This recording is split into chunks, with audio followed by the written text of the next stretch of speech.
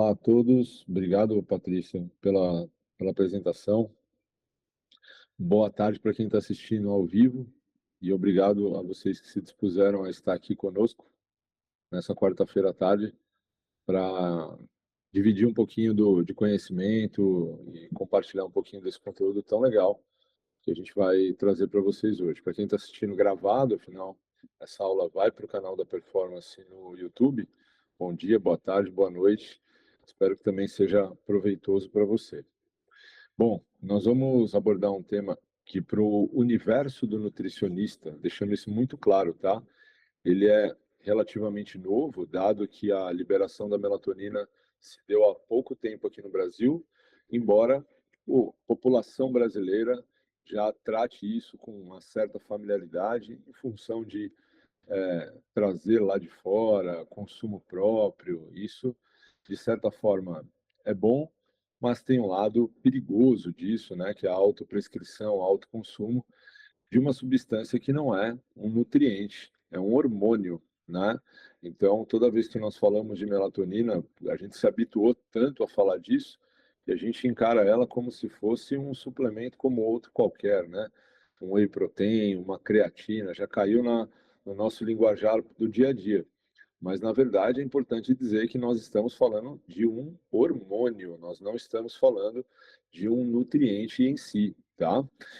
Bom, de início aqui eu deixo para vocês meus dois contatos, tá? Esse aqui é o primeiro da rede social, esse é o meu e-mail, porque eu sempre julgo importante que, após a aula, a gente possa manter um relacionamento e também um relacionamento com a marca da Performance Nutrition também. A gente está vindo entregar um conteúdo, é importante que nós tenhamos um pós-aula junto de vocês, tirando dúvidas, ajudando no que for necessário, tá? Nós estamos gravando essa aula online, então de antemão eu peço desculpa por qualquer som ambiente aqui que venha a acontecer. Vocês sabem que o online tem muito disso, tá? Barulho da rua e etc. Mas vamos lá, acredito que isso não vai comprometer a nossa aula de hoje. Vamos lá. Bom, primeiro vamos definir o que é melatonina. Eu já comecei falando um pouquinho no slide anterior, e quando a gente vai na literatura, quando a gente vai nos artigos científicos, nós encontramos algumas definições para melatonina, tá? Uma delas, que agrada bastante, é essa primeira que vocês estão vendo aqui na tela. Melatonina é um hormônio de fase. Vamos elucidar isso um pouquinho. O hormônio, todos sabemos, né, que melatonina é um hormônio que nós produzimos pela glândula pineal e pelo intestino, também falaremos disso já já. E de fase, por quê? Porque ao contrário do que muita gente pensa, criou de conceito acerca da melatonina, ela não é um indutor do sono. A melatonina é um hormônio de fase, ou seja, ela atua sobre alguma fase do sono, que não é a indução. É alguma fase lá no meio do sono. Normalmente os estudos definem fase do sono como fase um, fase 2, fase 3. A melatonina é atuante muito na fase 2, que seria o meio do sono ali. Nossa, mas Nicasso, de onde veio essa história então que tanta gente consome melatonina e fala que induz o sono? Há uma explicação para isso, não é a única nem a verdade absoluta, mas em função do histórico, a gente pode falar disso já já, tá? A literatura classifica a melatonina também como um sinal biológico muito versátil, uma molécula ubíqua. O que isso quer dizer? Que tem ação em diferentes tecidos. Se ela tem ação em diferentes tecidos, logo ela não é só ela não tem participação só nessa questão do sono, da recuperação. Ela tem participação em outros tecidos exercendo algum efeito além do sono. E ela atua em quase todos os tecidos que nós temos. Então, ela é muito mais do que o sono. Essa é a intenção do título da nossa aula de hoje. Mas para o universo do nutricionista, nós ainda estamos muito superficiais no conhecimento sobre melatonina. Então, a intenção dessa aula de hoje é trabalhar esse universo do nutricionista e elucidar principalmente essa questão relacionada ao sono. Se não é um indutor do sono, então como que eu utilizo ela para melhorar o meu sono, de que maneira e o que eu posso esperar frente à suplementação de melatonina na qualidade do meu sono. Nós obtemos melatonina através da alimentação, porque ela é produzida por animais e plantas. Logo, se isso faz parte da nossa alimentação, nós consumimos também, tá? E nós temos, portanto, a nossa fonte endógena, que nós trataremos dela daqui a pouquinho, já já, e nós temos as fontes exógenas, que é através da alimentação e ou da suplementação. Mas guardem essas duas informações primeiro. Nós não estamos tratando de um nutriente, nós estamos tratando de um hormônio de uso oral. Logo, quando a gente suplementa a melatonina, nós estamos fazendo uma terapia de reposição hormonal via oral. E todo hormônio não deve ser tratado como um nutriente. Por exemplo, quanto mais melhor, de vez em quando sim, de vez em quando não. A conduta frente à prescrição de um hormônio, ela é diferente quando a gente fala em relação ao nutriente. E não é um indutor do sono, tá? Por mais que muita gente tenha criado esse conceito em torno da melatonina, não é essa a intenção da prescrição dela. Nós produzimos melatonina em dois grandes tecidos, tá? O primeiro no sistema nervoso central, lá na glândula pineal. A glândula pineal produz uma dose de 0,1 a 0, guardem bem essa dosagem que eu estou falando, tá? 0,1 a 0,9 miligramas por dia. E isso é produzido muito em função do ciclo claro-escuro, da exposição que nós temos à luz e à escuridão. Então, já me adiantando, quando a nossa exposição à escuridão ela é organizada, favorável, nós temos, através da pineal, uma boa produção de melatonina. Quando o nosso estilo de vida, os nossos hábitos comprometem a nossa exposição à escuridão, essa produção que vocês estão vendo na tela se torna deficiente. O metabolismo da melatonina, a produção de melatonina a partir da glândula pineal, se dá a partir do aminoácido triptofano. E aqui a gente consegue enxergar uma relação forte entre o eixo intestino-cérebro. Afinal, o maior doador, o maior produtor de triptofano que nós temos chama-se intestino. E a partir desse aminoácido, a gente consegue produzir serotonina, e a serotonina gera a melatonina, né? Tem um raciocínio muito comum que a gente consegue observar na clínica, que é pessoas com desbiose, com intestino inflamado, normalmente tornam-se reféns de si mesmas. Frente a algum problema, alguma dificuldade, alguma indecisão, se você não tem bons níveis de serotonina no cérebro, provavelmente você vai ali cometer alguns deslizes e tomar algumas decisões erradas. E se tratando de alimentação, quando a gente tem o intestino inflamado em longo prazo, né, essa carência de serotonina no sistema nervoso central nos leva a ter hábitos alimentares inadequados, indesejados. Organiza o intestino, fica muito mais fácil de tomar decisões referentes à alimentação, né? E o mesmo se dá em relação ao sono, né? Se você tem ali um baixo nível de triptofano chegando ali no teu sistema nervoso central e uma produção deficiente de melatonina, claro que a qualidade do teu sono ela vai ser comprometida. Essa é a quantidade que a glândula pineal produz. A gente entende isso então como uma produção fisiológica, tá? É dentro dos valores normais.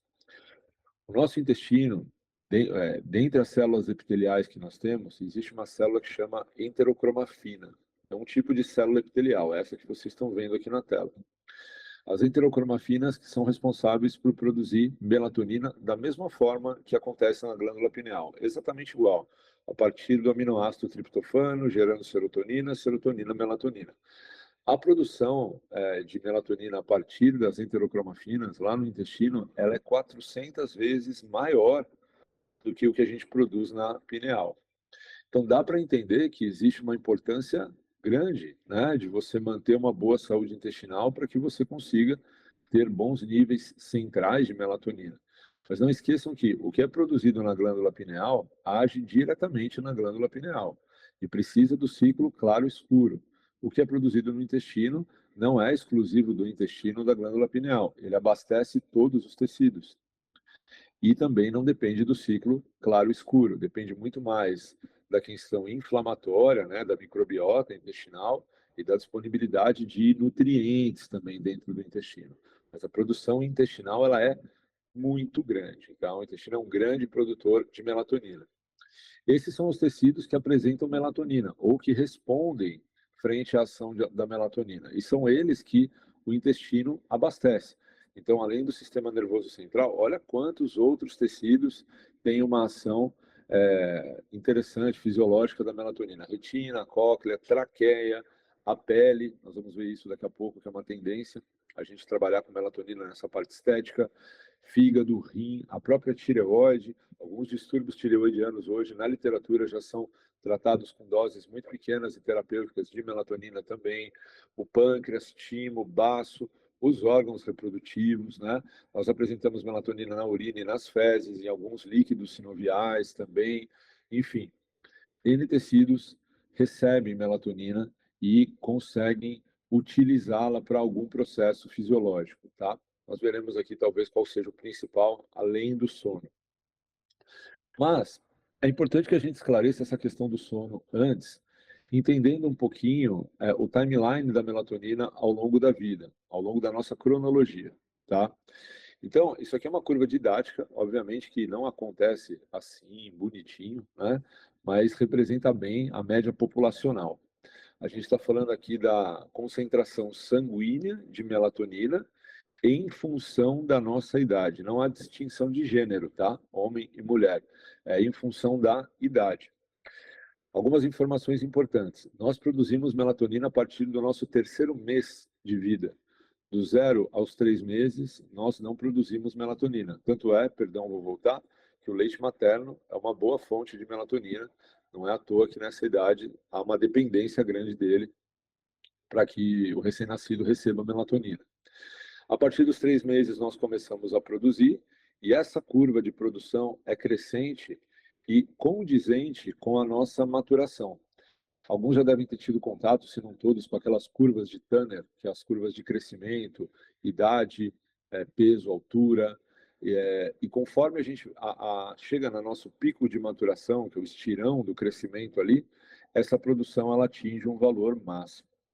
Dali em diante, a tendência é que, com o passar dos anos, como a maioria dos hormônios, é que a gente comece a apresentar algumas deficiências ao longo da vida. Assim se dá com os hormônios andrógenos masculinos e femininos, e assim acontece também com a melatonina, que é mais um hormônio, tá? Um marco importante é aqui, ó, a partir dos 35 anos de idade, a literatura caracteriza como uma queda expressiva. E a segundo marco é a partir dos 60 anos de idade. Então, se nós formos falar de prescrição de melatonina, de suplementação a nível técnico, baseado em evidências, a gente diria que a adolescência e o início da fase adulta, em teoria, são momentos onde não há necessidade de suplementar melatonina em ninguém. Afinal, a gente está no pico da produção fisiológica. Mas quando a gente atinge ali os 35 anos de idade, a gente já pode considerar avaliar alguns fatores, né, para ver se é necessário ou não. E aos 60 anos a gente tem essa nova queda. Isso pode ser acelerado ou retardado? Claro que sim, né? Depende muito do nosso estilo de vida, dos nossos hábitos. A cronologia, o passar da idade, ele é importante, mas ele não é o fator determinante. Ele é o fator modulador fisiológico, mas a gente pode sim apresentar uma queda mais lenta, sem necessariamente suplementar, né? A gente pode ir trabalhando com hábitos de modo a contribuir para que essa melatonina caia pouco. E isso não é interessante só para o sono. Isso é interessante para as outras ações que a melatonina exerce, que tem muito a ver com isso aqui, ó, com longevidade. Bom, como eu disse, quando a gente fala de concentração plasmática de melatonina, existe uma relação com a nossa idade, mas não é a nossa grande responsável, né, pela gente ter uma queda. Existem duas grandes causas hoje que a literatura classifica, né, como as principais responsáveis pela nossa queda plasmática de melatonina. A primeira é a calcificação da glândula pineal, que já se estuda até alguns métodos, está muito distante ainda da nutrição, né, de você descalcificar a glândula pineal. E o segundo fator, que é o que normalmente está na nossa mão, que é o que a gente controla, são os nossos hábitos, tá? Comportamentais mesmo. Primeiro deles, jet lag, né? O quanto a gente se expõe ali a fusos horários, alternados, invertidos, atrasados, adiantados, e isso, sem dúvida, interfere na exposição claro-escuro. O trabalho em turno invertido é um clássico, né? Trabalhadores em turno, tem gente que trabalha à noite, médicos que dão plantão na madrugada e trocam a noite pelo dia, certamente tem uma produção de melatonina prejudicada, mas na grande população que nos procura, né, a gente observa que esses dois últimos fatores aqui, ó, são os grandes responsáveis, né? O uso excessivo de luz artificial no período noturno, e aí são as telas, né? A luz azul, normalmente, celulares, tablets, computadores, televisão e etc. No período noturno, atento a isso, tá? Não é ao longo do dia, é à noite, é chegar em casa e trocar uma tela pela outra. Passou o dia inteiro no computador, chega em casa, liga a televisão. Chega em casa, continua no celular. Esse é um período drástico, tá? E mudanças no ritmo circadiano devido a alguns fatores ambientais, né? Pessoas que trabalham muito até tarde, por exemplo, que esticam o trabalho em casa, que não reservam ali as horas necessárias de sono. E, perdão mais uma vez por voltar, percebam que não é à toa que se fala que adolescentes normalmente têm uma necessidade de sono maior, pensando no crescimento. Existe uma produção orquestrada de melatonina nessa faixa etária para facilitar o sono e, consequentemente, o crescimento desse adolescente. Então, essa é a faixa etária onde, atualmente, devido à tecnologia, a gente tem grande dificuldade de fazê-los entender, que é onde eles devem realmente valorizar as horas de sono dele, pensando em maturação e crescimento, para que eles aproveitem a fase do estirão, porque ela é uma só e ela passa, né? Para que lá na frente, talvez, essa queda não seja tão grande. Imagina um adolescente que não teve a oportunidade de passar por isso aqui. Certamente ele pode entrar em deficiência muito antes dos 35 anos. Então, é extremamente importante que, da mesma forma que a gente tem a maturação hormonal ali da testosterona, do estrogênio, a gente tem a da melatonina também. E ele precisa entender isso, não é uma questão de escolha, não é uma questão de opinião, é uma questão fisiológica, que é uma fase onde é necessário reservar 8 a 10 horas de sono ali, e conforme vai passando o tempo, essa produção de melatonina cai, a gente vai diminuindo um pouco as nossas horas de sono que são necessárias também, tá? Agora falando um pouco da nossa produção diária, tá? Isso aqui é o ciclo circadiano, né, de um dia, né, das 8 da manhã aqui às 8 da manhã do dia seguinte, tá? Percebam que durante o dia, aí ele classifica aqui até mais ou menos 6 horas da tarde, a nossa produção plasmática produção plasmática não, nossa concentração plasmática de melatonina, ela é baixa. A partir do momento que a gente entra no período noturno, mesmo que você tenha exposição a telas, você começa a produzir um pouco de melatonina sim. Mas essa produção, essa concentração sanguínea, ela vai se dar de forma aguda, rápida, de maneira a subir, a partir do momento que você tiver exposição à escuridão. Então, esse é o principal fator ambiental necessário para que o seu corpo, o nosso organismo, consiga produzir melatonina adequadamente. É escuridão. Tá? E ele tem que ter horas ali de escuridão de acordo com a faixa etária dele. Quanto mais novo, mais tempo é necessário por conta de maturação e crescimento. Quanto mais velho, isso vai diminuindo, mas ainda assim a gente não pode abrir mão de 7, 8 horas de sono, que é a média que a Organização Mundial da Saúde recomenda. Claro que existem as individualidades, os curto-dormidores, os longo-dormidores, mas aqui a gente não está falando de uma pessoa, a gente está falando de uma média populacional, a gente tem que pensar em abranger a maior parte de pessoas no consultório. Outro ponto importante, percebam que com o passar do tempo e com o amanhecer, a produção de melatonina vai caindo sozinha, tá? Isso é a produção fisiológica. Não é interessante que a pessoa acorde com um nível de melatonina elevado aqui, ó, porque senão você começa a observar os efeitos residuais, que é a famosa ressaca induzida pela melatonina, a letargia, a lerdeza.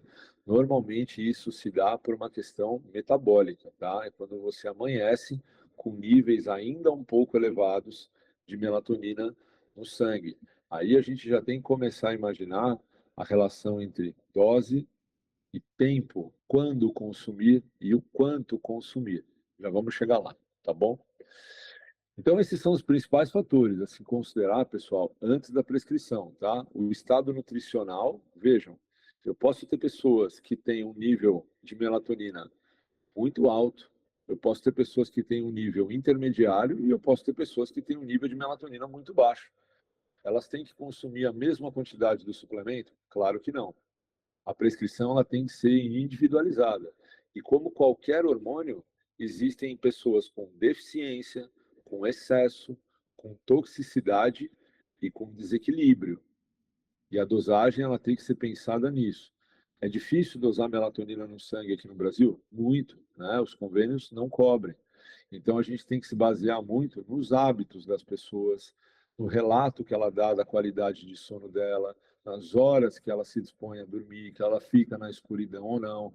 A gente tem que mapear isso. Lembrando, nós não estamos falando de um nutriente, nós estamos falando de um hormônio. Então, esses são fatores a se considerar. Se expõe muito à luz artificial à noite, viaja muito, né? Tem muita variação de fuso, costuma trabalhar até tarde, costuma estender a madrugada trabalhando. Outros fatores aqui também que influenciam. Existe uma variabilidade genética, assim como existe, por exemplo, a da cafeína, que são pessoas que tomam café antes de dormir e dormem. Não sentem nenhum efeito estimulante. E tem pessoas que tomam um café ao meio-dia e não dormem à noite.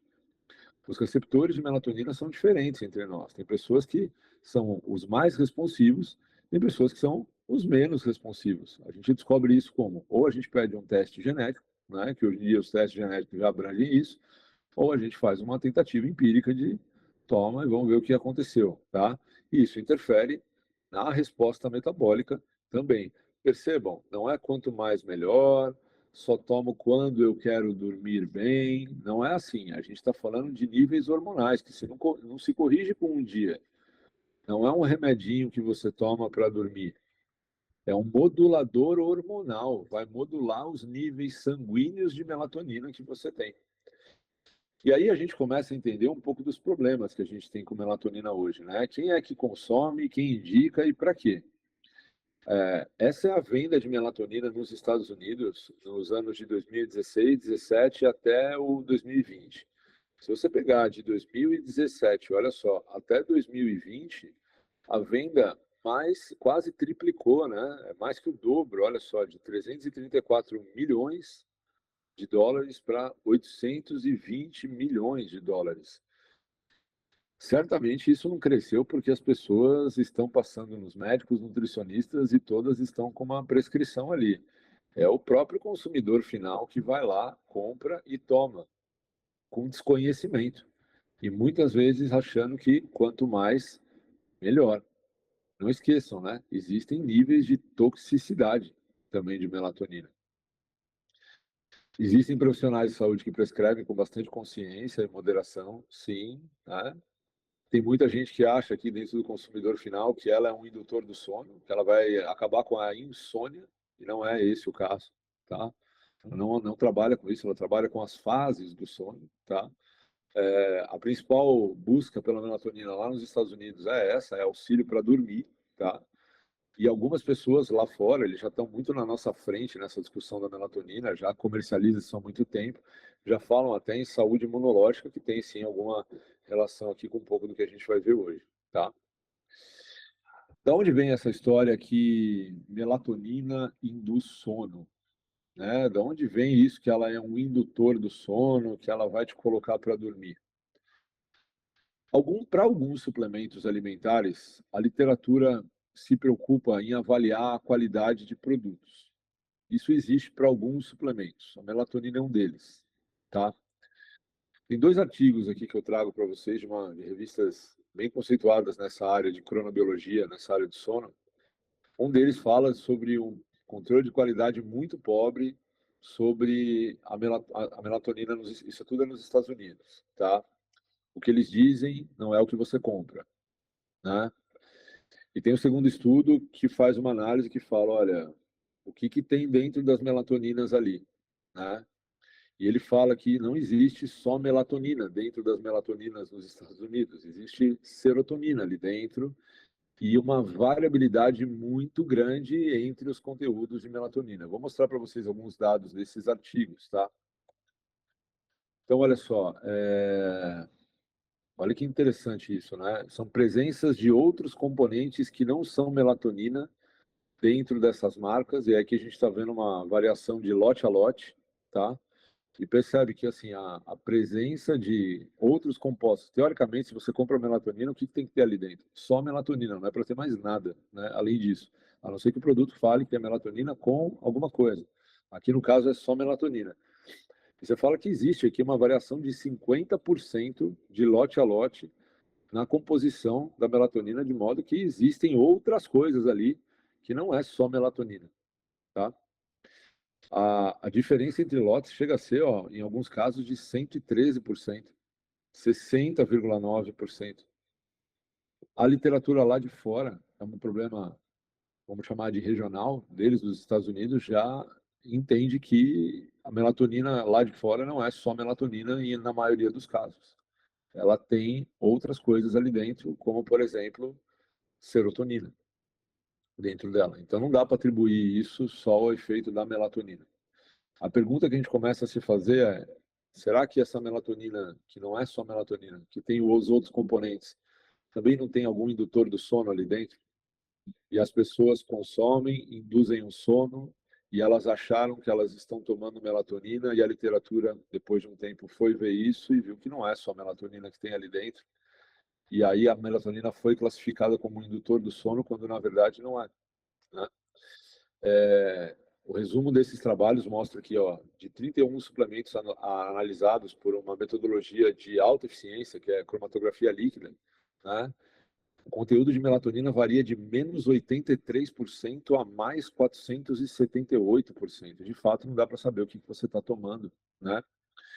Dentro do mesmo lote, os produtos variam em até 465%. E isso não tem nada a ver com o fabricante, tá?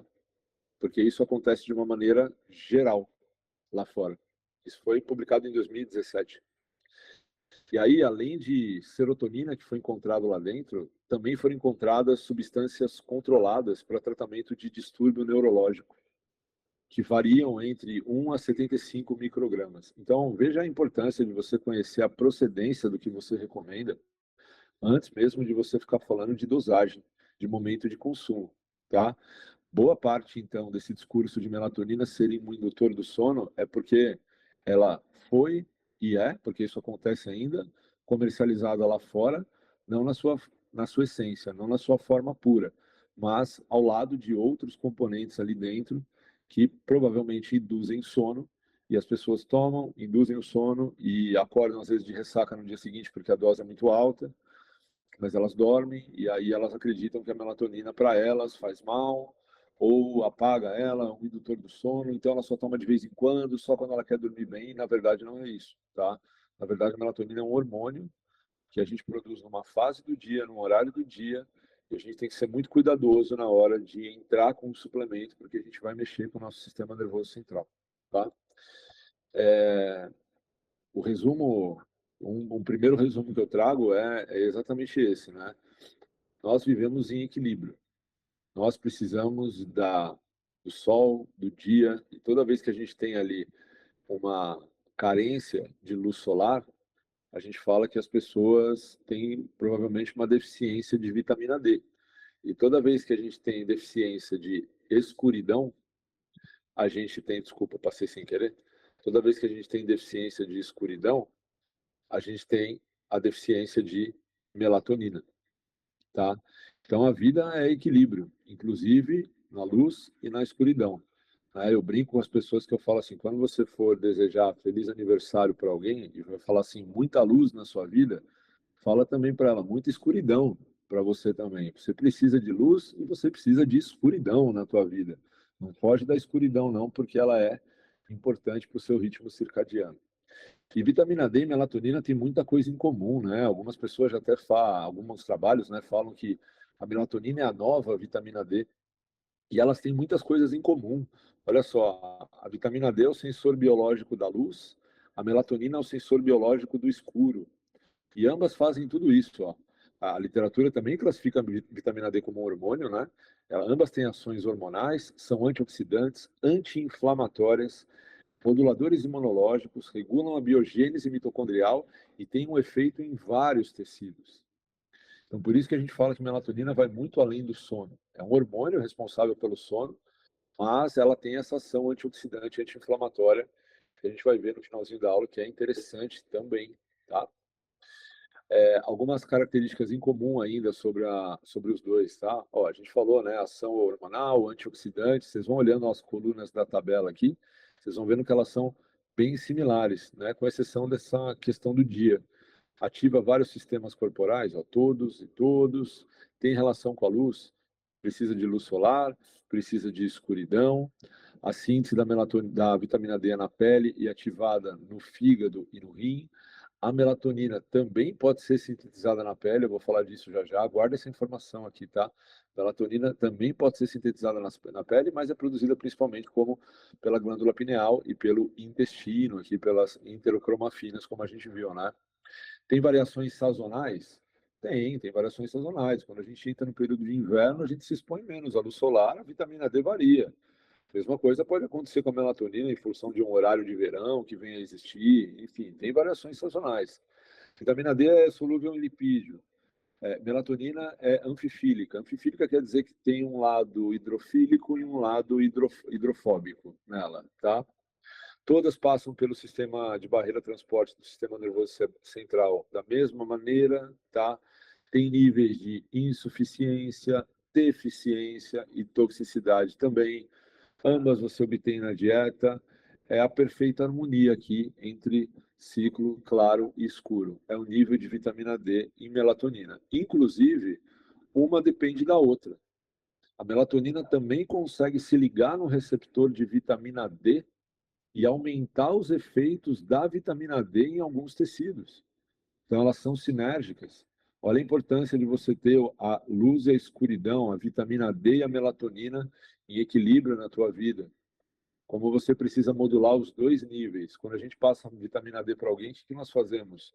Fazemos um exame bioquímico, vemos o nível que ela está, determinamos uma dosagem, muitas vezes uma vez a semana, às vezes todos os dias, dependendo da dose, do tempo, do período do ano que nós estamos. A melatonina deveria ser tratada da mesma maneira. A gente tem que cuidar da melatonina igual a gente cuida da vitamina D. Eu falei da questão da pele, que a melatonina é produzida na pele. Sim, inclusive é uma tendência da estética que alguns cremes que são ricos em vitamina D também, para proteger da agressão dos raios ultravioletas, eles começam a vir com melatonina também, porque ela tem um efeito antioxidante na pele também. Então, a aplicação dela também, olha só, vai muito além do sono mesmo. Isso aqui é mais uma curiosidade. Vamos aos protocolos de suplementação, então, tá? Bom, primeiro, para a gente exercitar um pouco do bom senso, porque se a gente for falar de melatonina e consenso na literatura, não existe nada é, a ponto de falar, olha, a partir daqui é tóxico, não é. A gente não tem um consenso de melatonina na literatura. Ainda não, isso não existe. Mas a gente pode pegar todas essas informações que eu dei para vocês, a gente pode pegar os estudos que eu vou mostrar na sequência e exercitar um pouco de o que é apropriado, o que não é. Não é questão de ser certo ou errado, tá? É questão de pensar um pouco, exercitar o nosso raciocínio clínico aqui. Nossa glândula pineal produz de 0,1 a 0,9 miligramas por dia. Então a gente entende, quando eu digo literatura, que uma dose fisiológica de melatonina seria de 0,1 a 0,9 miligramas por dia. E que trabalhar com doses acima de 1 miligrama por dia é considerado dose farmacológica. Afinal, ela é um hormônio.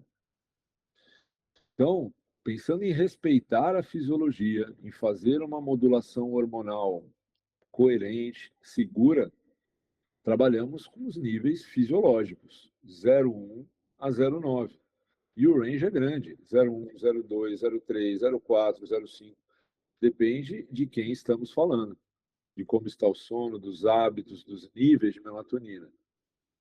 E tem uma frase que eu extraí dessa publicação que é extremamente interessante, que ela fala assim, ó, quando a gente trabalha com hormônio, e aqui no caso a melatonina, uma diretriz, tá vendo? Geralmente aceita, não é um consenso, é usar a menor dose eficaz de melatonina como conduta mais adequada. Então, você trabalhar com uma dose pequena, tá? E se for necessário, você vai aumentando, você vai subindo aos poucos. Perdão, quando a gente fala de terapia de reposição hormonal, a gente nunca começa com uma dose alta. A gente sempre começa com uma dose menor.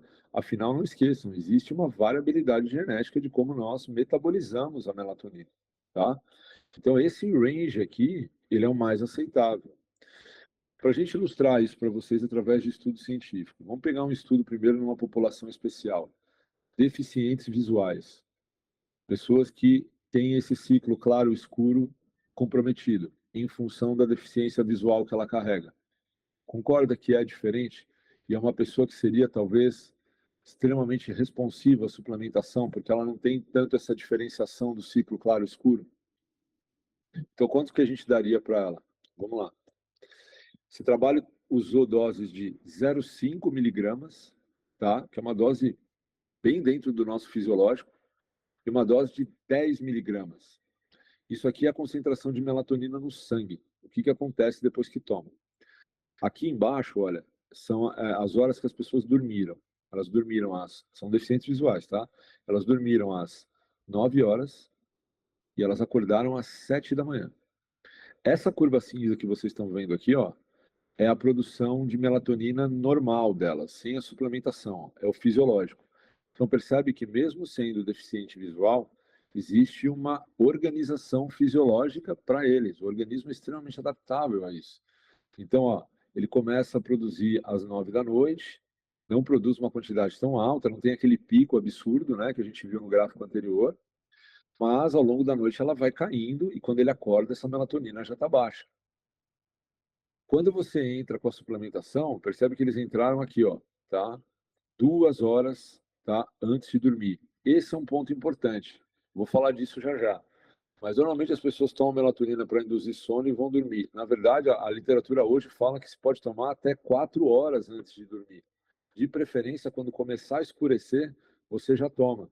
E depois você organiza o teu período de escuridão. A escuridão é importante, tá? Olha o comportamento, né? Meio miligrama, você vai ter um pico de melatonina no sangue, ó. E isso cai, e quando ela acorda, olha, por volta das 7 da manhã, essa melatonina já está ajustada para o ciclo fisiológico dela. Provavelmente ela não vai sofrer os efeitos colaterais da melatonina, a ressaca, a letargia, né? Olha o que acontece quando você dá 10 miligramas, né? Você tem um aumento plasmático condizente à dose, ou seja, é dose dependente. Quanto mais você toma, mais aumenta no sangue. Mas olha como ela acorda, né? Ela acorda com a melatonina lá nas alturas. Olha, perto da condição fisiológica dela é infinitamente superior. Como será que vai ser amanhã dessa pessoa?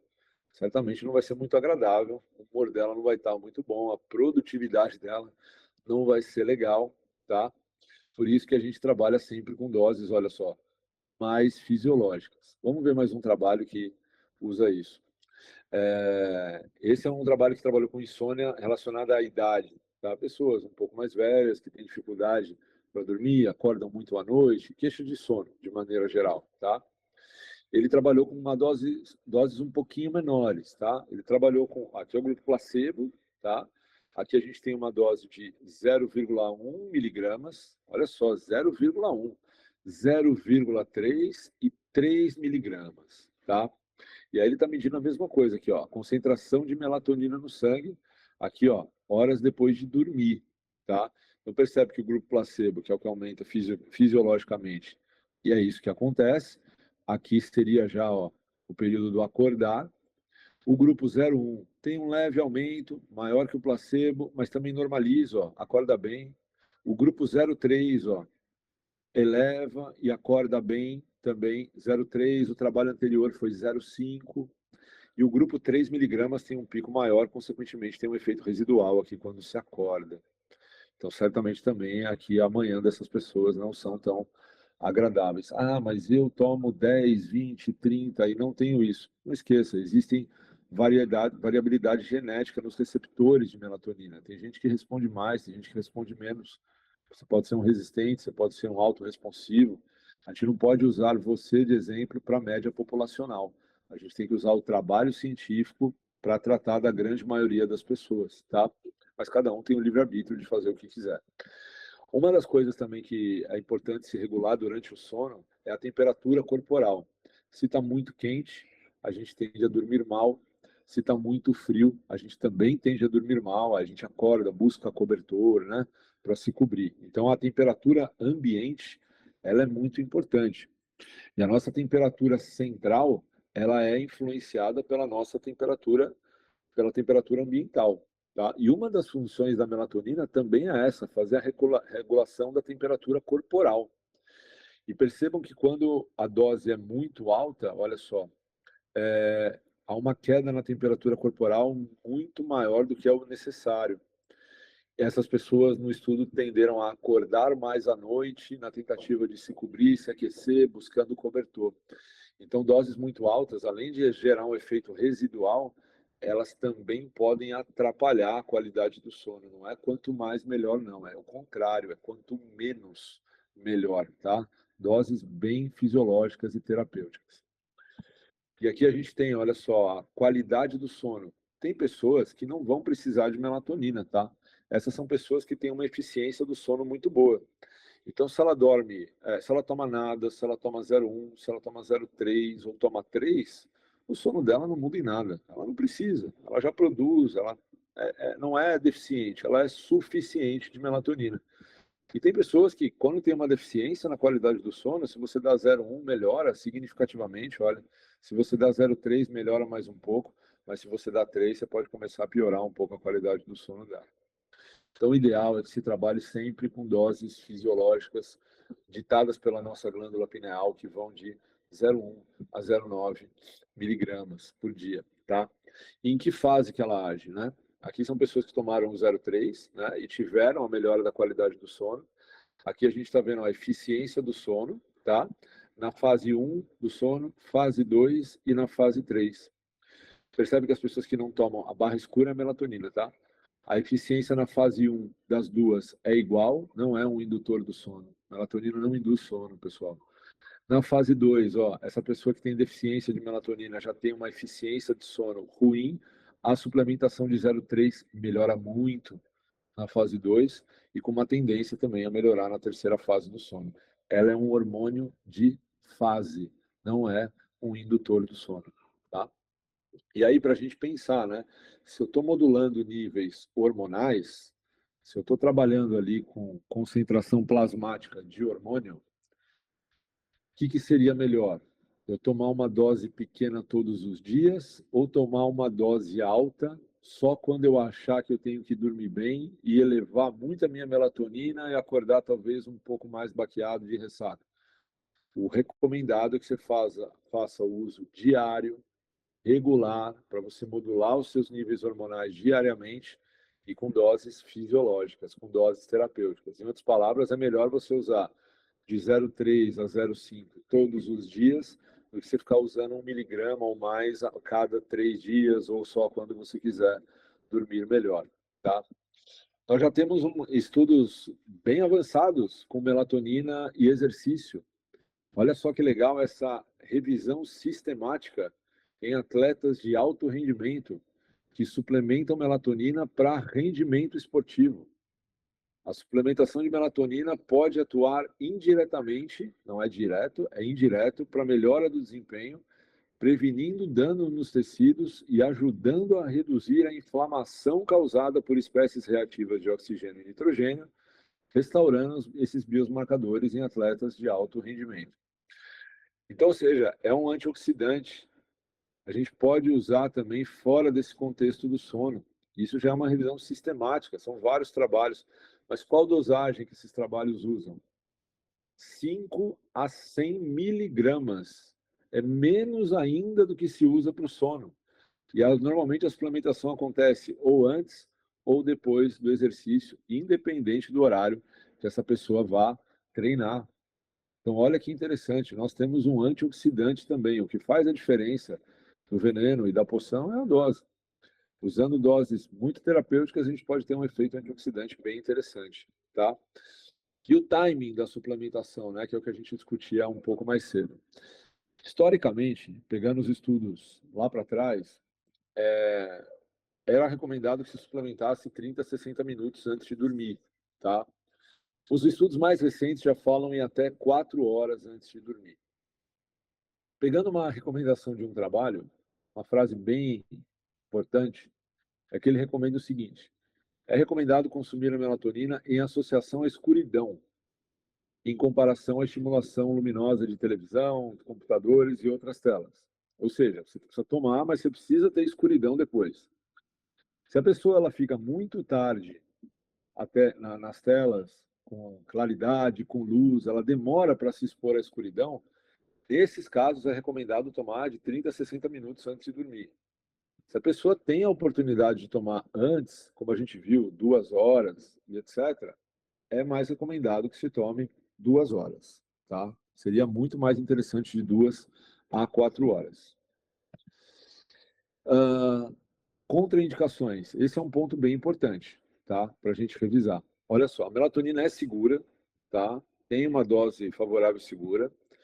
Ela trabalha bastante com o ciclo circadiano, tá? De uma maneira segura e eficaz. A gente precisa de mais informação, mas as principais contraindicações que nós temos, elas são referentes muito às associações hormônio-droga, hormônio-nutriente.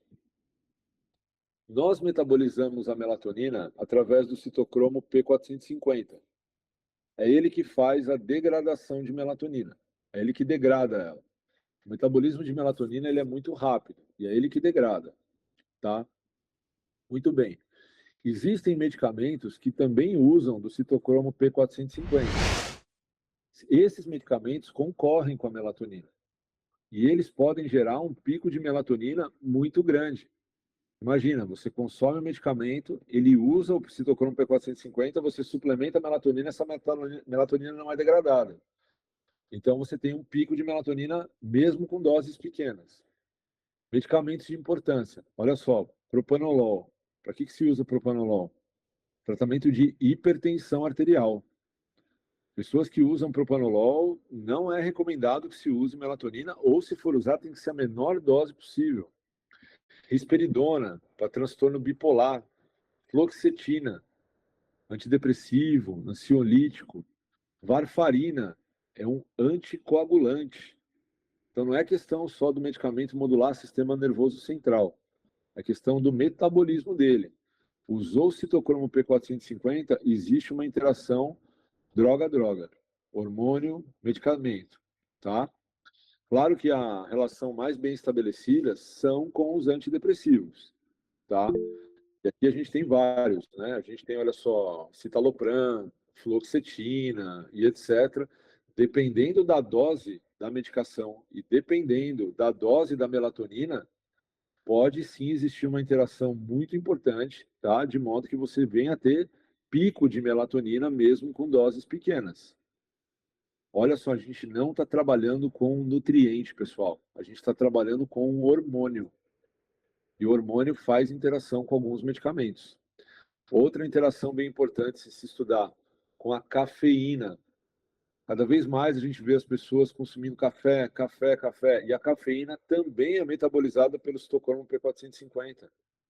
Cafeína pode aumentar os níveis de melatonina. Não porque você produz mais, mas porque você degrada menos. Esse estudo fez exatamente essa investigação. Ele perguntou se consumir café no final da tarde, agora, 4, 5 horas da tarde, poderia aumentar à noite os níveis de melatonina, que é durante a madrugada. E a resposta é sim, pode. Existe a variabilidade? Existe, mas a gente não está aqui para falar de uma pessoa, a gente está aqui para falar da média populacional. Cada um é cada um, tá? Mas olha, consumir café no final da tarde, olha o nível de melatonina significativamente maior do que as pessoas que não consomem café. Então, não é quanto mais melhor, não é um nutriente. Tem muitas interações que você precisa olhar, muitos comportamentos daquela pessoa que você precisa entender, a faixa etária, a exposição à luz, os hábitos de consumir estimulantes ao longo do dia, pré-treinos, por exemplo, que tem cafeína ou não. Imagina uma pessoa que treina à noite, consome um pré-treino com cafeína e quer tomar melatonina para dormir. É incoerente isso. O metabolismo não conversa, tá? E não é quanto mais melhor, é quanto menos melhor. A dose tem que ser o mais fisiológico e terapêutico possível. Existem algumas combinações que a gente pode fazer com a melatonina de modo a favorecer o seu efeito, mas isso é chamado de efeito antioxidante. E aí a gente está falando de um composto que chama fitomelatonina. Fitomelatonina é associá-la com algumas coisas. A gente pode associar a melatonina com ácido graxo, por exemplo. A gente pode associar a melatonina com aminoácido. Isso seria a fitomelatonina. A gente pode associar com fitonutrientes, que são os antioxidantes, beta-caroteno, astaxantina, luteína, por exemplo, com algumas vitaminas e minerais também. Mas a literatura quanto a isso ainda é muito superficial. Então a gente não sabe, tá? A gente não sabe se isso tem um efeito tão robusto assim como a gente imagina. Nós temos algumas evidências. Por exemplo, a gente tem a evidência que a fitomelatonina poderia ser um bom antioxidante se você combinar melatonina com vitamina C. Então, aqui a gente tem, por exemplo, um estudo in vitro. A gente tem células que produziram radicais livres, e aqui quanto que esses radicais livres estão sendo anulados, tá? E aí tem as combinações aqui, ó. Vitamina C sozinha, a vitamina C consegue anular de modo dose dependente esses radicais livres. A melatonina sozinha, ela também consegue. E aí a gente tem aqui a melatonina com vitamina C ampliando o efeito das duas, tanto da vitamina C quanto da melatonina, tá? Então é uma possibilidade também. Mas isso é um começo. A gente ainda acha que melatonina é indutor do sono. Tem muita gente que ainda consome com essa finalidade. E isso é uma coisa um pouco mais avançada, que vai entrar no espectro do nutricionista em breve, mas primeiro a gente precisa resolver os nossos problemas, que é usar a melatonina da maneira correta. Então, as nossas recomendações são, para qualquer hormônio, utilizar a menor dose eficaz para tratar a deficiência. Não é para dormir melhor, é para tratar a deficiência de melatonina e, consequentemente, dormir melhor. Tá? Então, o objetivo da suplementação é normalizar os níveis hormonais plasmáticos. Não é jogar lá para cima, é deixar no normal. Então, doses que vão ali pela literatura de 0,3 a 0,5, podendo começar com menos, com 0,1, e chegar a mais, por exemplo, 0,9, são é o mais indicado. Isso aqui seria um meio, tá? Dose suprafisiológica, farmacológica, é menos eficaz. E isso pode levar a alguns efeitos colaterais, como, por exemplo, aumento no nível plasmático nas primeiras horas da manhã, ao acordar. E isso gerar um efeito colateral, ressaca e tudo mais. Pode produzir hipotermia também. As pessoas podem sentir um pouco mais de frio à noite, tá? Doses ao deitar, para aquelas pessoas que não têm hábitos de se desconectar, de se exporem à escuridão, são recomendadas. Mas o mais interessante seria, escureceu, vai tomar a tua melatonina numa dose pequena e se expõe à escuridão para você ter boas horas de sono. A minha conclusão, eu acho que essa aula, tem o objetivo de esclarecer, elucidar algumas coisas. E quando eu vinha montando essa aula, eu mesmo fui me esclarecendo, esclarecendo as minhas dores, as minhas dúvidas, as minhas dificuldades. E depois de ler isso, tudo isso, a gente não tem tempo para mais, a minha conclusão de tudo isso é que essa que está na tela, melatonina deve ser tratada plausivelmente, ou seja, com cuidado. E tem certas pessoas que vão precisar de menos, mais ou só de um ajuste fino, de acordo com o estilo de vida que ela tem. Então, antes de pensar em sono e melatonina, eu trabalharia o estilo de vida dessa pessoa. E não tem muito segredo, né? Se a gente for pegar a pirâmide do sono, e for ver o que ajuda a gente a ter boas noites de sono, a base é o mais importante. Escuridão. Nós precisamos de escuridão. Segundo, reduzir a exposição a luzes artificiais à noite. Quanto menos tela, melhor. Terceiro, ajustar a alimentação.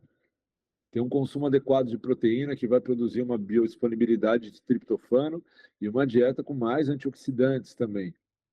Quarto, existem alimentos que podem ser fontes de melatonina. A gente viu alguns antioxidantes ali também que podem ajudar. Com tudo isso aqui organizado, eu coloco a cereja em cima do bolo. Aí eu suplemento a melatonina na dose certa. O que acontece muitas vezes? eu não tenho exposição à luz, à escuridão. A pessoa quer um atalho, aí ela vem para o topo da pirâmide. O que eu tomo para dormir melhor? A pessoa não se desconecta à noite, aí ela vem para o topo da pirâmide. Só que bolo murcho, cereja não para em pé. Afinal, desde 1998, a gente, a literatura já fala que melatonina é interessante, mas não é miraculosa. Ela pode ajudar, mas isso a gente já sabe há décadas. Quero agradecer a presença de vocês, tá? Mais uma vez aqui com a gente no Seminário da Performance. Vou deixar mais uma vez aqui meu contato, rede social, meu e-mail e quero pedir encarecidamente para que vocês sigam a Performance lá no Instagram e principalmente no YouTube, porque essa aula e outras tantas que a gente está fazendo sobem lá. Vocês podem assistir a hora que vocês quiserem. E aqui no Instagram a gente está sempre divulgando esses webinários e eventos presenciais aí que a gente tem feito pelo Brasil, tá bom? Muito obrigado, pessoal. Espero que eu tenha ajudado um pouquinho na conduta do dia a dia de vocês. Já participei, a Tamires Freitas. Já participei de uma aula de materno-infantil e me surpreendi com a influência da melatonina na gestação e no feto. Olha, eu confesso que não é a minha grande área de atuação, mas eu já ouvi algumas coisas sim, tá? É um tema, é um tópico da aula que eu não coloquei. Como eu falei, acho que a intenção nessa uma hora é tentar deixar a aula mais esclarecedora possível, Tamires, dentro do universo do nutricionista. E materno-infantil eu sei que é um braço importante da nutrição, mas aí é uma limitação minha, tá? Não é a minha grande área de atuação. Mas você tem razão, tem um campo de estudo muito grande nisso. A Valessa Marques pergunta: professor, o que acha da suplementação de melatonina para pacientes com distúrbios do sono? É o que nós falamos, né? A gente precisa entender qual é esse distúrbio do sono, né? O que está causando ele. Ele é causado pela uma deficiência de melatonina? Se ele for, e a gente só vai saber isso dosando, se ele for causado por deficiência de melatonina, sim. E aí a gente faz todo esse caminho de usar a menor dose possível, cronicamente, e, se necessário, ir aumentando. Mas pode ser que o distúrbio do sono dele não seja causado por deficiência de melatonina. Pode ser que seja alguma outra coisa. Então precisa investigar. Se for, é interessante. A Evelyn pergunta: gostaria de saber quais estratégias nutricionais são eficazes para quem trabalha no período noturno. A principal delas é você trabalhar com o metabolismo de carboidratos e você reduzir ou tentar evitar ao máximo distúrbios no metabolismo de insulina. Se você conseguir ajustar a alimentação nesse período noturno para que o metabolismo de carboidratos ele não gere picos glicêmicos, sem dúvida é o melhor caminho. A Kelly Vaz: com relação aos protocolos, por quanto tempo é necessário para o hormônio começar a fazer o efeito? A partir de uma semana? E o tempo máximo que pode usar? Nós temos efeitos agudos na literatura de pessoas que tomam uma vez só e já relatam melhora do sono. Temos estudos crônicos que falam de semanas. Então, eu não consigo acertar na mosca essa resposta, mas eu tenho certeza que em alguns dias é possível. Lembrando que, a partir do momento que você opta pela suplementação, ela não é a responsável por te fazer ter uma boa noite de sono. Você precisa organizar o ambiente. Se o ambiente estiver desorganizado, você pode tomar todos os dias, você não vai ter o resultado. Você precisa da escuridão, da organização alimentar, da menor exposição à luz, de uma dieta adequada e uma suplementação de melatonina. Então, a suplementação de melatonina, de todos esses fatores, é o menos responsável. Ela vai ajudar, mas ela não vai induzir sono, porque melatonina não é indutor de sono. Vou bater muito nessa tecla. Não é. Melatonina é um hormônio de fase. Então a gente precisa entender se a gente quer ajustar a fase do sono ou se a gente quer induzir sono. E se o problema for indução de sono, por que esse problema acontece? Qual que é? Será que é um nível de cortisol que não está muito alto à noite? Pode ser. Né? Será que é o ambiente ali que é desfavorável? Pode ser. Perfeito. André Luiz Carvalho: Boa tarde, obrigada pela aula. Pode comentar sobre o uso em pacientes com TEA? Eu não sei o que é TEA, André, desculpa a minha ignorância, se você É, puder. é transtorno espectro autista. Não tenho a menor ideia, André, de como se usa isso nessa população. Como eu disse aqui, a ideia é a gente tentar deixar a aula esclarecedora para a grande massa. Essa é uma população especial. Sem dúvida deve ter alguma informação sobre isso, mas não era a prioridade da aula de hoje, tá? Você me desculpa, não era a prioridade da aula de hoje, assim como materno infantil também não. Daqui podem sair N perguntas com populações especiais que talvez eu não saiba responder, porque não era o nosso intuito. Ao vasculhar a literatura, eu encontrei estudos até com suplementação de melatonina para tratar ebola. Acreditem, existe. Mas eu não vou trazer ebola para a aula, porque nós não atendemos, graças a Deus, pacientes com ebola. Tá? Então, é a grande massa, que é suplementar para o sono e talvez para um efeito antioxidante. Perfeito. A Evelyn, existe relação entre melatonina e episódios de pesadelos? Pode existir, isso é uma coisa curiosa, né? A medicina tradicional chinesa, que não é absorvida pela nossa cultura, mas ela já é milenária e tem muito mais evidência do que a medicina ocidental, eles interpretam o sono às vezes diferente da gente, tá? Eles falam que quando nós sonhamos muito à noite, é porque o sono não é reparador, porque a nossa atividade neurológica está sendo muito elevada. Então a gente não está descansando. Essa é uma das visões da medicina tradicional chinesa, que é interessante, faz sentido. Você está sonhando ali, você não está descansando, né? Você está pensando, pensando, pensando. A nossa medicina, ela fala que a fase mais profunda do sono, ela é caracterizada por sonhar. E a melatonina, ela coloca você nessa segunda fase do sono, dentro do sono profundo por mais tempo. Então, sim, tem relação, sim, com você sonhar mais.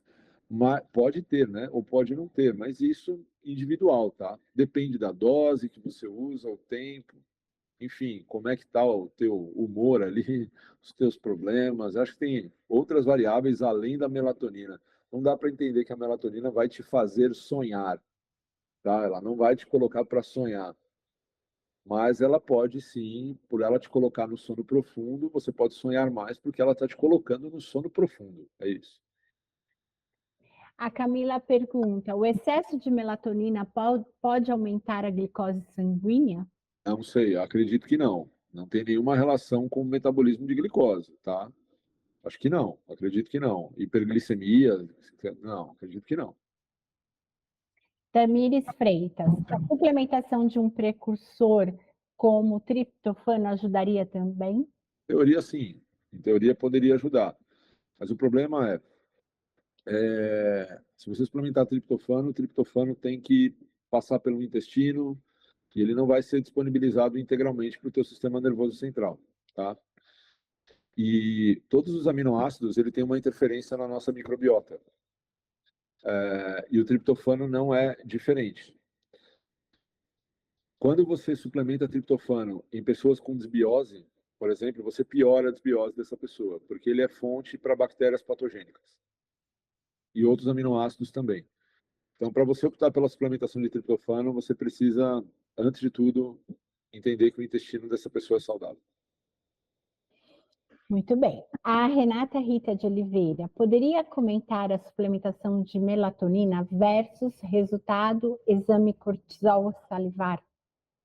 Nossa, ela quer saber se a suplementação de melatonina pode interferir nos níveis de cortisol salivar.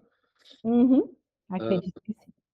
olha, não encontrei nada a respeito disso na literatura, então prefiro falar que eu não sei, tá?